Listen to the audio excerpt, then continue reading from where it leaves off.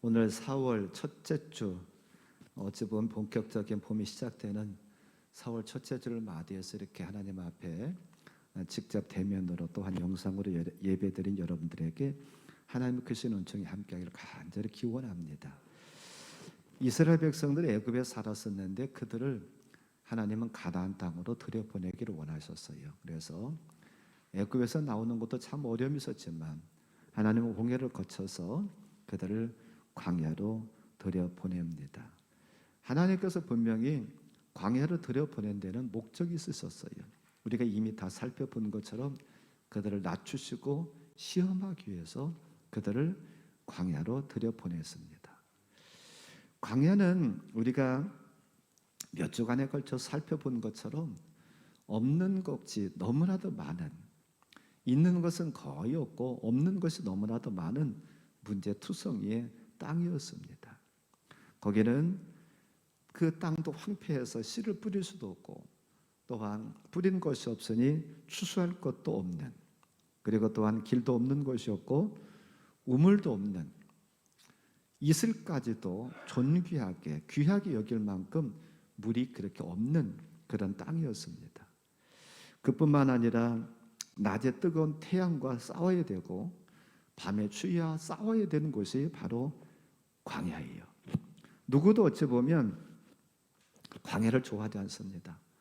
광야를 누구도 가려고 하지 않아요. 광야는 낭만적인 곳이 아닙니다. 그런데 문제는 우리가 광야를 또 통과해야 된다는 거예요. 인생에 우리가 살아가는 삶 속에서 광야를 좋아하는 사람 아무도 없습니다. 저도 마찬가지고요.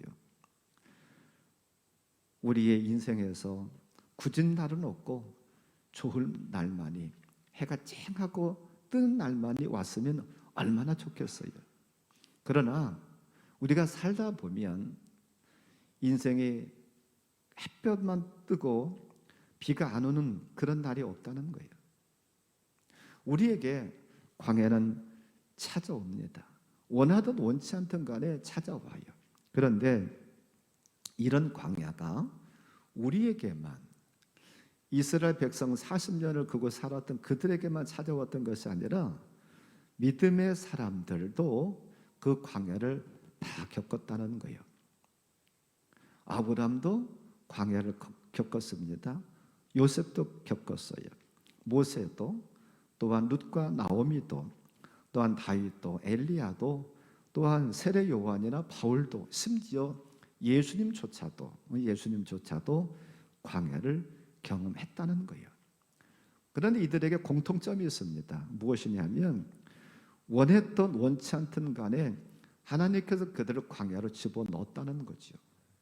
그런데 광야를 들어갈 때하고 나올 때 달랐던 것은 무엇이냐면, 들어갈 때는 원하던 원치 않던 간에 어렵게 들어갔지만 나올 때는 하나님과 붙잡고 하나님과 함께하며 하나님의 귀한 종이 되어서 나왔다는 거예요. 그 광야에서 하나님께서 그들을 만드셨기 때문에 하나님의 목적과 뜻을 이루는 그런 사람으로 바뀌어 있었어요. 그래서 이런 광야는 시간 낭비가 아닙니다. 광야는 참으로 고통과 형벌의 장소, 저주의 장소가 아니라 도리어 축복의 장소라는 거예요. 왜요? 우리가 지난주에 살펴봤던 것처럼 광야에서 누가 계시기 때문에요? 하나님께서 계셨어요.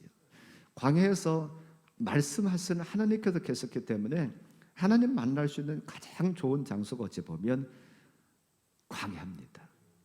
그렇기 때문에 이 광야는 저주의 장소가 아니에요. 이 광야는 시간 낭비의 장소가 아니라는 사실이에요. 오늘부터 저는 몇 주에 걸쳐서 신앙의 사람들이 만났던 광야를 좀 함께 생각해 보면서 함께 은혜를 나누려고 합니다. 그들은 어떤 광야를 겪었는가, 그리고 또한 그 광야를 어떻게 그들은 빠져나올 수 있었을까, 함께 생각해 보면서 은혜를 나누려고 하는데, 왜 제가 지금 광야를 여러 주에 걸쳐서 이렇게 말씀을 드리느냐, 그것은 우리도, 저와 여러분들도 그 광야를 들어갈 수 있다는 거예요. 그리고 우리가 그 광야를 겪는다는 사실이죠. 때로는 이런 지식이 없다 보면, 이런 말씀이 없다 보면, 왜 하나님께서 나한테 이런 고난을 주셔? 왜 이런 하나님께서 나한테 광야 같은 이 어려움을 주셔? 그것 때문에 주지 않고 한탄하고 우리가 자칫 잘못하면 하나님을 떠날 수 있다는 거예요. 그래서 말씀을 통해서 이 광야는 나만 겪는 것이 아니라 하나님의 사람들도, 믿음의 사람들도 광야를 거쳤다. 그래서 이것은 저주가 아니라 내가 뭘 잘못 믿었길래, 내가 하나님 앞에 뭔 큰 죄를 저질렀길래 이렇게 하나님께서 나한테 이런 어려움을 주셔. 그게 아니라 하나님께서 이 광야를 통해서 나를 어떻게 쓰시려고 하시나, 이 광야에서 집어넣으셔서 나를 어떻게 다루시고 어떻게 낮추셔서 나를 어떻게 쓰시려고 이렇게 하나님이 나를 광야로 집어넣는가, 우리는 기대하는 저함들 되기를 바랍니다. 그래서 오늘은 아브라함을 좀 생각해 보려고 그래요. 아브라함이 겪었던 광야, 아브라함이 겪었던 광야가 어떤 광야인가, 그리고 또한 그 광야를 어떻게 그는 나올 수가 있었을까, 그게 두 부분으로 나눠서 생각해 보려고 그러는데, 오늘도 이진희 목사님의 광야를 살다라고 하는 책을 많이 참조해서 말씀을 드립니다. 자, 첫 번째로 이 아브라함이 겪었던 광야는 어떤 광야일까? 두 가지의 광야예요. 첫째로는 기근이라고 하는 광야, 두 번째로는 자녀라고 하는 광야를 그는 겪어요. 학자들의 말에 의하면 이 지금 아브라함, 우리가 오늘 생각해 본 아브라함은 우르가 그의 고향입니다. 근데 그 고향에서 살면서 아버지 데라라고 하는 아버지를 도와서 그는 무엇을 했느냐면 우상을 만들어서 팔았다. 우산이 아니라, 비 올 때 받는 우산이 아니라 이방신을 섬기는 우상을 만들어서 파는 직업을 가지고 있었다라고 학자들은 얘기를 합니다. 그러면 그의 직업이 우상을 만들어서 파는 사람인 것을 보면 우상을 섬겼던 사람이 아니겠는가 우리가 짐작해 볼 수 있어요. 그리고 그 당시에 우상을 많이들 섬겼기 때문에 우상을 팔아서 제법 돈도 좀 있었던 것 같아요. 그런데 그 가정에 가장 큰 문제가 하나 있는데 무엇이냐면 아브라함이 결혼을 했어요. 그러면 결혼했으면 자식을 원하면 낳아야 되는데 자식을 낳지 못했다는 거예요. 그것을 성경에서는 밝히고 있습니다.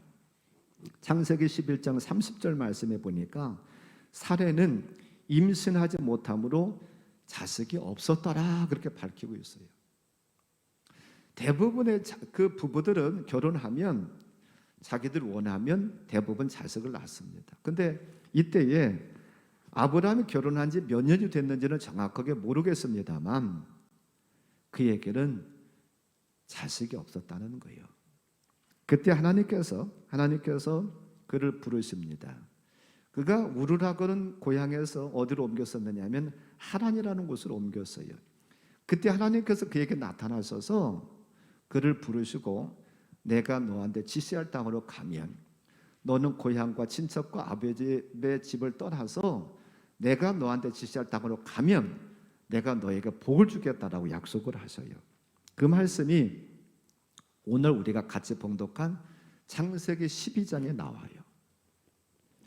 그래서 아브라함이 아내와 조카 롯을 데리고 하나님의 말씀을 따라서 하란을 떠나가지고 어디로 들어가게 되느냐면 가나안 땅으로 들어갑니다.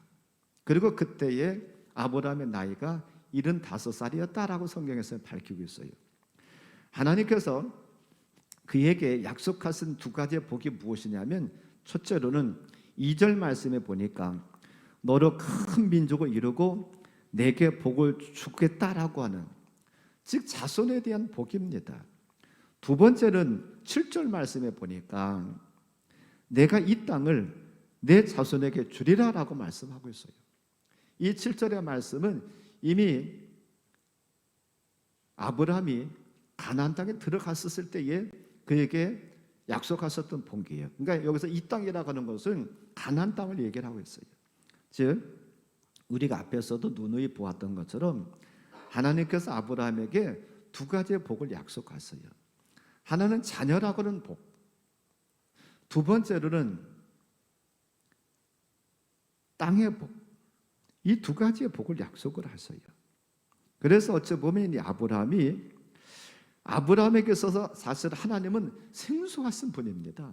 왜 그러냐면 아까 조금 전에 말씀드린 것처럼 우르라는 곳에서 아버지를 도와가지고 우상을 만들어서 팔고 우상을 숭배를 했기 때문에 하나님이라고 하는 분이 생소했어요.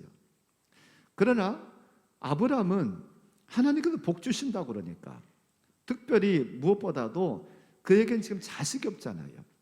자식이 없는 그에게 하나님께서 자식을 주어서 너를 통해서 큰 민족을 이루게 하겠대요.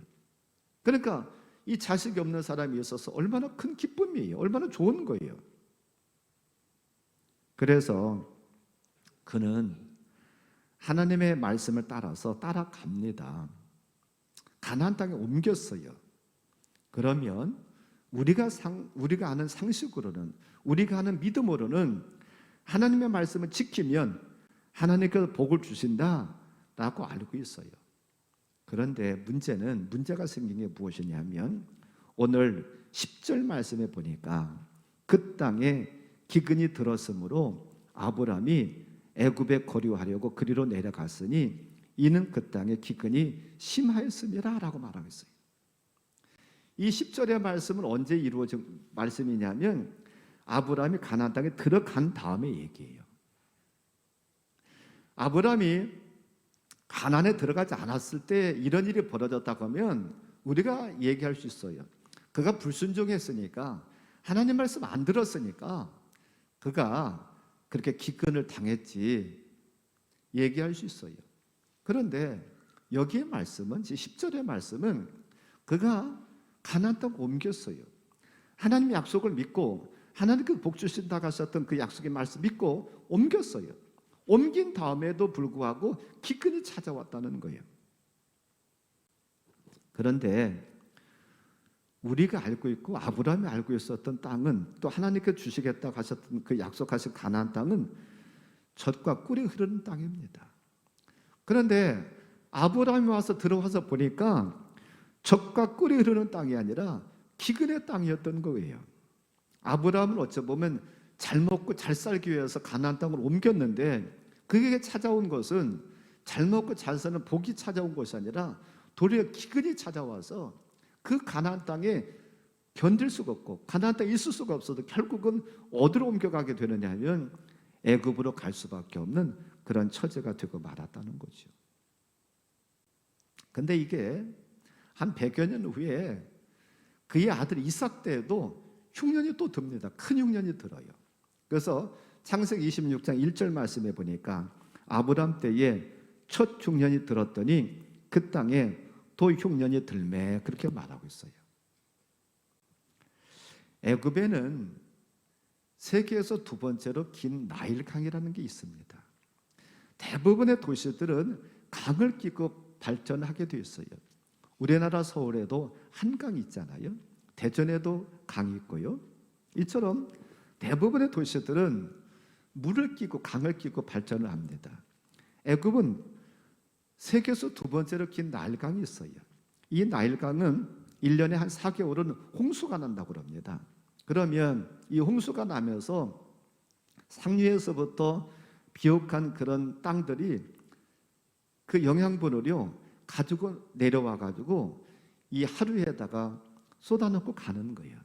그럼 홍수가 그친 다음에 그들은 거기다가 무엇을 파종하면은요 그렇게 잘 되었다고 그래요. 그러나 그와는 반면에 가나안에는 요단강이라는 강이 있습니다. 근데 저도 한 20여 년 전에 성주세를 하면서 가나안 그 이스라엘에 가서 요단강을 봤습니다만 저는 처음에 솔직히 이 요단강을 보고 실망했어요. 요단강이라고 해서 큰 강으로 생각했는데 가보니까 우리나라 개울 비슷해요. 이 요단강은 나일강에 비하면 아무것도 아닙니다. 비가 오면 강을 이루고 비가 오지 아니하면 우리나라 개울같이 또랑 같은 그런 강에 불과해요.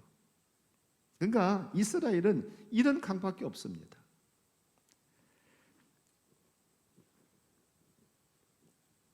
어찌 보면 하나님께서 가나안 땅을 젖과 꿀이 흐르는 땅이라 했는데 왜 젖과 꿀이 흐르는 땅이냐?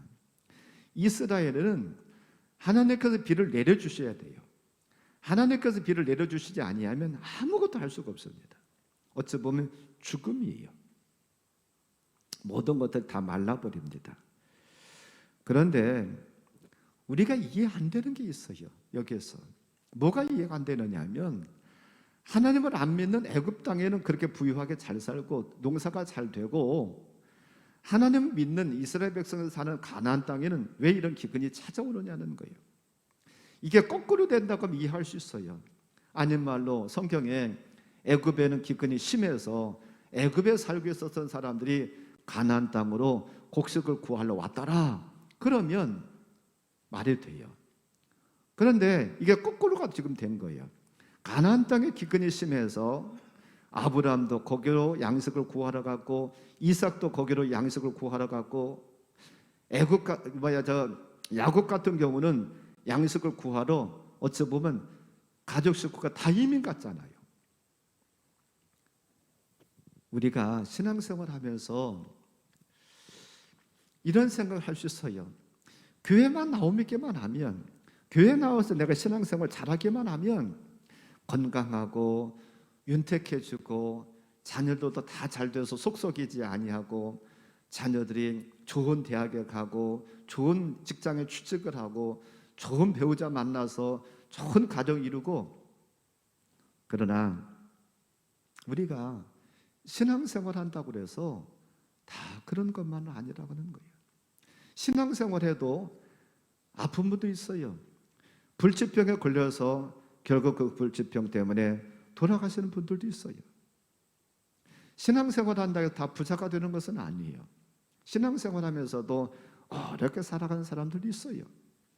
마치도 아브라함이 하나님의 약속의 말씀 믿고 가나안 땅에 들어왔는데 기근이 임했던 것처럼 우리도 이 교회 안에서 신앙생활을 시작해서 교회 안에 들어왔는데도 불구하고 우리에게 그런 것들이, 어려움들이 찾아올 수도 있다는 거예요.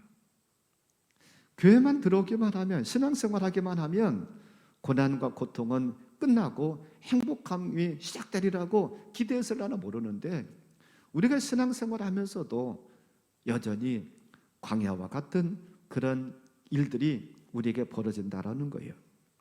하나님은 왜 아브라함에게 그런 기근을 허락하셨을까? 우리가 신앙생활 하는데도 왜 하나님은 광야와 같은 이 기근과 같은 것을 우리에게 허락하시는가? 거기에는 분명히 하나님의 뜻과 섭리가 있다라고 하는 거예요. 하나님의 뜻과 섭리는 다른 것이 아니라 이스라엘 백성들을 왜 광야로 들여보냈습니까? 그들을 낮추시고 시험하기 위해서 하나님께서는 그들을 광야로 집어넣었어요. 이처럼 저와 여러분들도 아브라함이 걸어갔던 기근의 광야를 왜 하나님께 집어넣습니까? 결국은 하나님의 말씀에 귀를 기울이느냐 아니냐를 보기 위해서, 저와 여러분들을 낮추시기 위해서, 저와 여러분들을 시험하기 위해서 하나님은 아브라함도 그런 기근의 광야에다 집어넣고 우리도 저와 여러분들도 집어넣는 경우가 있다는 사실을 기억하기를 바랍니다. 두 번째로 이 아브라함이 겪었던 광야는 어떤 광야느냐면 자녀의 광야예요. 우리가 조금 전에 보았던 것처럼 이 아브라함은 결혼한 다음에 자식이 없었어요. 어찌 보면 이 약속 때문에 사실은 하나님의 말씀을 따랐는지도 모르겠어요. 아까 말씀드린 것처럼 이 아브라함은 우상 장사를 해서 어느 정도 먹고 살만 했던 것 같아요. 근데 자식이 없어요. 아마 이들에게 자식을 주겠다고는 말 때문에 그게 귀에 번쩍 뜨여가지고 아마 하나님을 따라서 가나안 땅에 들어갔는지도 모르겠어요. 그런데 문제는 하나님을 따라갔는데도 불구하고 10년이 돼도 하나님께 자식을 안 주셔요. 20년이 됐는데도 자식을 안 주셔. 분명히 하나님께 주시겠다 말씀은 하시는데 나타났을 때마다 내가 너에게 자식 주겠다, 너로 인해서 큰 민족 이루겠다. 어느 날인가는 그를 밤에 데리고 나가서 별을 보여주면서 야, 저 밤하늘의 별을 봐봐라. 너의 후손들이 저렇게 많게 하겠다 라고 말씀만 하시지 언제 주시겠다고 하시는 말씀도 없고, 얼마나 이 아브라함이 답답했겠어요. 아마 굉장히 답답했었을 거예요. 정말 주시기를 주실라나? 아니 내가 10년 기다렸는데 20년 기다렸는데도 연대까지 안 주셔. 차라리 안 주실 것 같으면 안 주신다고 말이나 하지 왜 이렇게 주시겠다 해놓고 나 약 올리는 것도 아니고 이게 뭘까? 그럴 수도 있었을 거예요.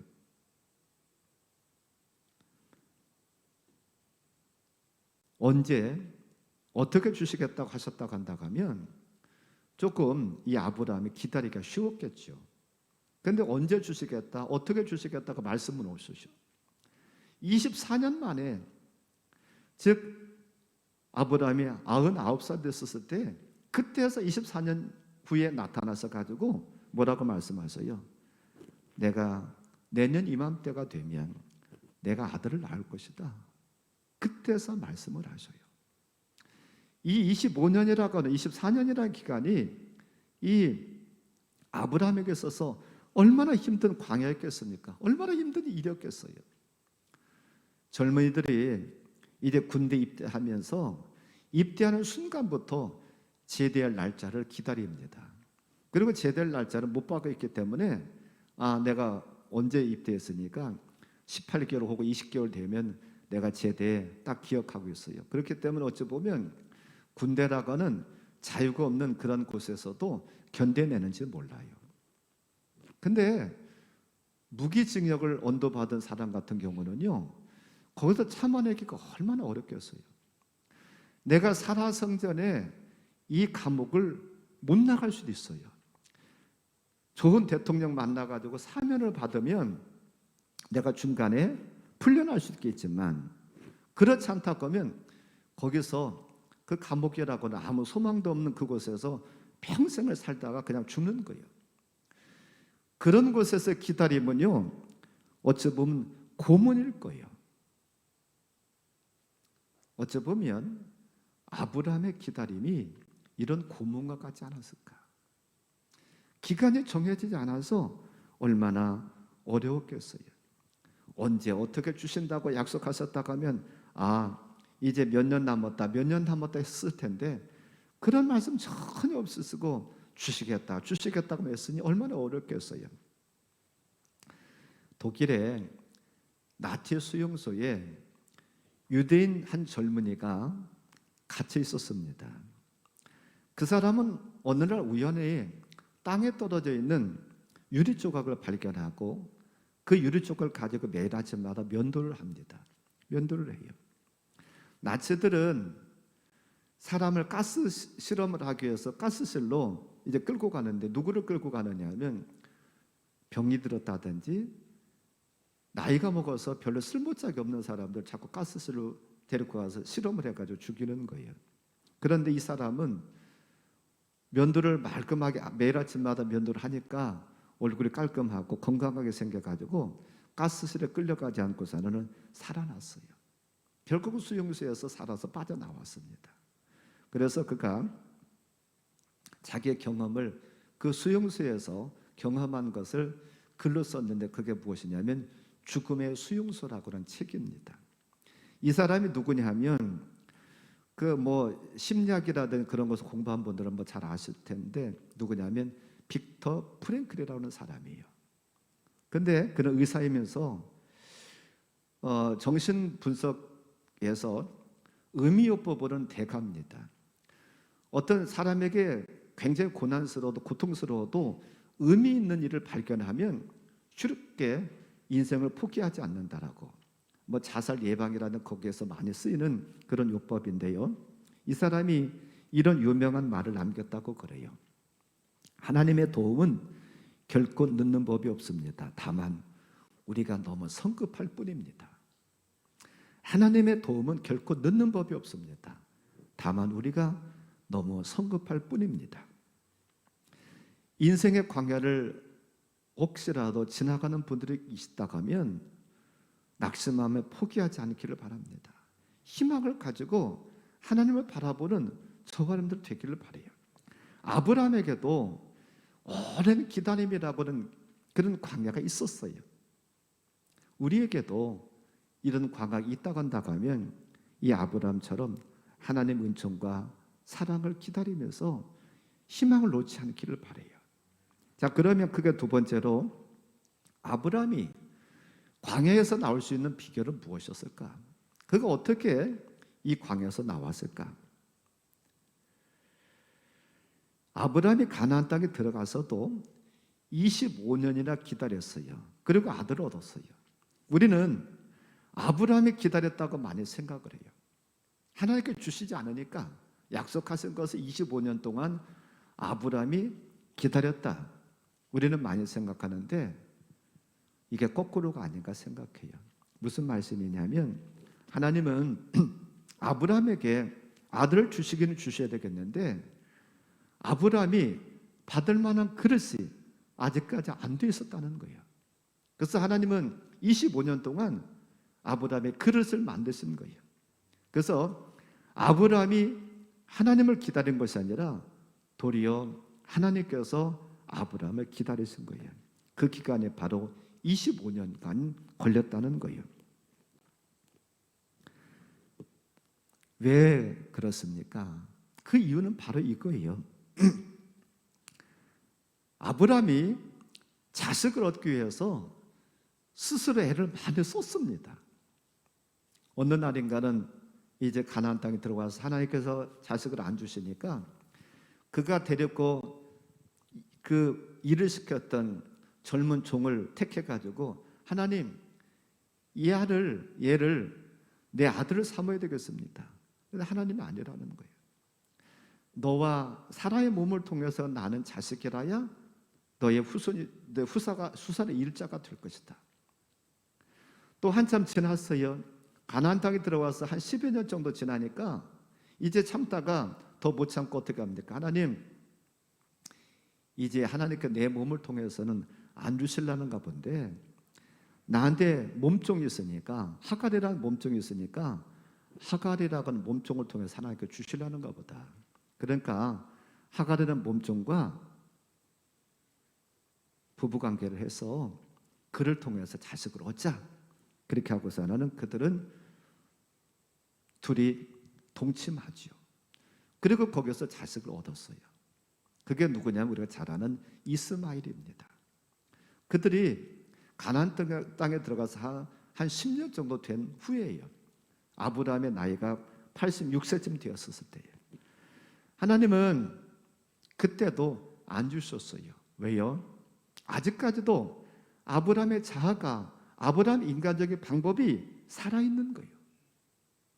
하나님을 바라보고 하나님을 찾고 하나님 앞에 간구하고 하나님의 약속을 기다리는 게 아니라 아마 하나님이 이렇게 하시려는가 봐 저렇게 하시려는가 봐 하면서 인간적인 방법을 계속해서 찾고 있어요. 하나님은 25년간 왜 기다리셨느냐? 이걸 내려놓기를 원하셨다는 거예요. 인간적인 방법, 내가 할 수 있어. 하나님 없이도 내가 하갈이라고 하는 여인을 통해서 부부관계를 통해서 자식을 얻을 수가 있어. 그것을 하나님은 꺾으시고 그것을 썩이시고 그것을 내려놓기까지 하기 위해서 하나님은 25년을 기다리셨다는 거예요. 로마서 4장 19절에 보면 이런 말씀이 나옵니다. 같이 한번 볼까요? 그가 100세나 되어 자기 몸이 죽은 것 같고 사라의 태가 죽은 것 같음을 알고도 믿음이 약해지지 아니하고, 여기 그라는 것은 아브라함을 얘기를 합니다. 자기 몸이 죽은 것 같다는 얘기는 그의 육신적인 죽음을 얘기하는 것이 아니라 그의 잉태의 생산의 죽음을, 즉 남자로서의 생식의 기능이 이제 죽었다는 그 얘기입니다. 그때 즉 남자로서, 아브라함은 남자로서 생식의 기능이 이제 죽었고, 또한 사라 같은 경우도 이미 그 전부터도 아이를 낳지 못하는 그런 여인이었잖아요. 그러니까 아브라함도 아이를 낳지 못하는, 남자로서 제 기능을 할 수 없는 그런 남자가 된 것이고, 사라 같은 경우도 여자로서 아이를 알 수 없는 몸이 됐다는 사실이야. 그때서 하나님께서는 그 가정에 아이를 허락하셨다는 거예요. 만약에 그 전에 주셨다 한다면 아브라함이 어떻게 생각했겠어요? 내 능력으로 내가 자식을 낳았어, 내 방법으로 자식을 낳았어, 그가 그렇게 말하지 않았겠어요? 하나님은 그때까지 기다렸다는 거예요. 그때까지 참고 기다렸었다는 거예요. 아브라함이, 사라가 모든 방법을 내려놓고 우리는 아무 소망이 없습니다, 하나님께서만이 하실 수 있습니다 라고 내려놓을 때까지 하나님은 기다렸다는 거죠. 그게 몇 년요? 25년 걸린 거예요. 그래서 아브라함이 기다린 것이 아니라 하나님께서 기다리신 거예요. 이스마엘을 낳은 것과 이삭을 낳은 것과의 기록을 하나님은 참 오묘하게 해놨어요. 창세기에 보면, 창세기 16장 4절 말씀에 보면, 같이 한번 비교하면서 보기를 원하는데요, 창세기 16장 4절은 이스마엘을 낳았을 때 이야기입니다. 그리고 창세기 21장 1절과 2절은 이삭을 낳았을 때 얘기예요. 근데 한번 가만히 비교하면서 한번 우리 같이 한번 보기를 원해요. 먼저 한번 창세기 16장 4절을 같이 한번 봅니다. 아브라함이 하갈과 동침하였더니 하갈이 임신하매 그가 자기 임신함을 알고 그의 여주인을 멸시한지라. 자, 여기 보세요. 아브라함이 하갈과 동침했다. 이 얘기는 뭐예요? 아브라함과 하갈이 생산할 수 있는 몸이었고 그들의 방법으로 부부관계를 통해서 임신했다는 얘기예요. 즉 지금 이스마엘을 낳았을 때는 누구 힘으로요? 아브라함의 힘으로, 하갈의 힘으로 낳은 거예요. 그래서 아브라함의 아들이고 하갈의 아들인 거예요. 근데 이삭을 낳았을 때는 하나님과 동침했다라는 말씀을 하시질 않아요. 거기 창세기 21장 1절과 2절을 같이 한번 보지. 여기도요, 여호와께서 말씀하신 대로 사라를 돌보셨고 여호와께서 말씀하신 대로 사라에게 행하셨으므로 사라가 임신하고 하나님이 말씀하신 시기가 되어 노년에 아브라함에게 아들을 낳으니. 아멘. 자, 조금 전에 보았던 16장 4절과 지금 21장의 말씀은 조금 다르지 않나요? 16장 4절에서 보았던 것은 아브라함과 하갈이 동침했다라고 표현하고 있는데, 지금 창세기 21장에서는 뭐라고 말씀하시고 있어요? 하나님께서 누구를 돌보셔요? 사라를 돌보셨다. 사라가 어떤 사라였어요? 우리가 앞에서 보았던 사라의 몸은, 창세기 11장에서 보았었던 사라의 몸은 잉태하지 못하는 사람, 그래서 자식을 낳지 못하는 여인 그랬는데, 여기서는 하나님께서 사라를 돌보셨다. 이 얘기는 뭐예요? 결국은 이삭은 하나님의 은혜로 낳았다는 거예요. 하나님의 사랑으로, 하나님의 능력으로, 하나님의 은총으로 이삭을 주셨다는 거예요. 그러니까 지금 어찌 보면 몸은 아브라함의 몸과 사라의 몸을 빌렸을지 모르지만 이삭을 낳은 것은 사람의 방법으로가 아니라 하나님의 방법으로. 그러니까 사람의 어떤 지식이라든지 사람의 어떤 능력이라는 것은 0이고 하나님의 능력이 100이라는 거죠. 그 전에 주셨다 간다 하면 예를 들어서 반반이 있다라고 할 수도 있겠고, 그 전에 주셨다 간다 하면 아마 사람의 노력이 80이었고 하나님께 주신 것이 20밖에 안 됐었다라고 했을라나 몰라요. 왜 하나님 25년을 기다리셔요? 할 수 없다라고 손들 때까지. 아브라함이 내 힘으로는, 사라가 내 몸으로는 아이를 낳을 수 없습니다. 오직 하나님의 은총만이, 하나님의 사랑만이 내게 필요합니다. 그때까지 하나님은 기다리셨다는 거예요. 야곱의 11번째 아들 요셉을 우리가 잘 압니다. 그는 형들의 미움을 사가지고 그런 구덩이에 던져지고, 또한 애굽에 팔려가고, 보디발의 집에서 종노릇을 하고 억울한 누명을 쓰고 감옥에 저 가치입니다. 어찌 보면 이 요셉에게 있어서 내려가고 더 내려갈 수 없는 그러한 곳. 그리고 또한 요셉이 아무리 젊고 용모가 빼어나다 할지라도 그의 힘으로는 아무것도 할 수 없었을 때, 그때까지 하나님은 모른 체 하고 계세요. 그리고 가장 그가 막다른 골목, 감옥에 갇혔을 때에 하나님은 들어서 가장 정상의 자리로 올리셨다는 거예요. 그 전에 올리셨다고 하면 누가 한 게 돼요? 요셉이 한 게 돼요.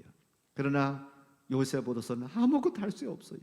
감옥에 갇혀서 자기 생명도 어떻게 되려나 모르는 그 요셉이었는데 하나님은 그때 개입하시고 역사하셨다는 거예요.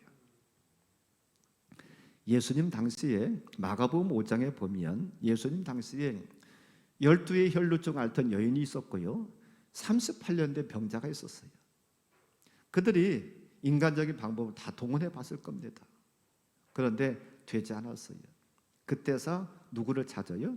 예수님을 찾고 예수님의 뒤에 와서 옷을 가만히 만졌을 때에 그 여인이 치료받았던 것을 봐요.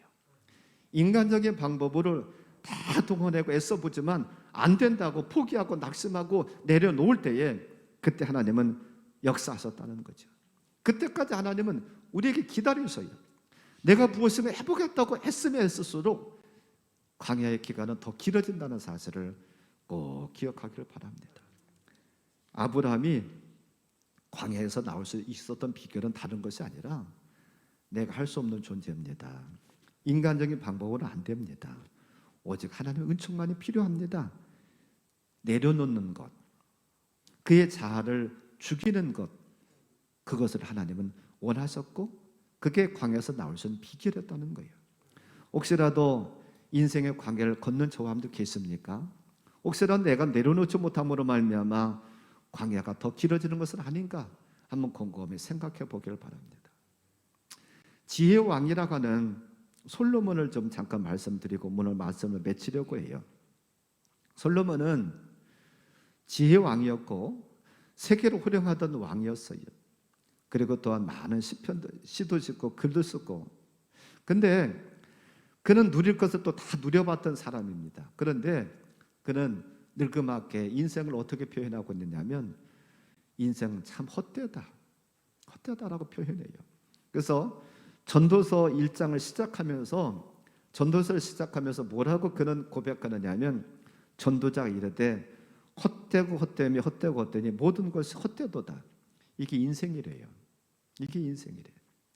헛된 것, 무엇을 잡으려고 애써보고 했지만 헛된 것이 인생이다. 그런데 제일 마지막 장에서 뭐라고 그는 또한 많은 사람들에게 당부하느냐 하면 창조주 하나님을 찾으래요. 전도서 12장 1절 말씀 같이 한번 봅니다. 너는 청년의 때에 너의 창조주를 기억하라. 곧 곤노한 날이 이르기 전에 나는 아무 낙이 없다고 할 해들이 가깝기 전에. 아멘. 인생은 헛된 것인데 이 헛된 인생 누구 찾으라고요? 창조주 하나님 만나라. 창조주 하나님을 찾아라. 우리 인간 아무리 애써보고 힘써보고 안 된다는 거예요. 그게 우리 인생이라는 거예요. 내가 할 수 있는 것보다도 할 수 없는 게 더 많습니다. 하나님 전적으로 의지하기를 바라요. 우리는 오늘 아브라함의 광야를 생각해 보았습니다. 기근과 자녀라고는 광야를 그도 겪었어요. 하나님은 약속하신 대로 그에게 주셨습니다. 언제요? 아브라함이 다 내려놓았을 때에. 아브라함 인간적인 방법은 아무것도 할 수 없다라고 포기했었을 때에 하나님은 그때 역사하셨어요. 혹시라도 인생의 광야를 겪고 있다고 한다면 오늘 우리는 아브라함에게서부터 배울 수 있기를 바랍니다. 내려놓는 것을 배울 수 있기를 바라요. 기다리는 것을 배울 수 있기를 바랍니다. 저와 여러분의 자아를 죽이기를 바라요. 그래서 광야가 끝나고 가나안 땅에 다 들어가서 행복을 맛보는 저와 여러분의 삶이 되시기를 주님의 이름으로 간절히 축원합니다. 오늘 말씀 붙잡고 한 1분만 같이 기도하겠습니다. 하나님,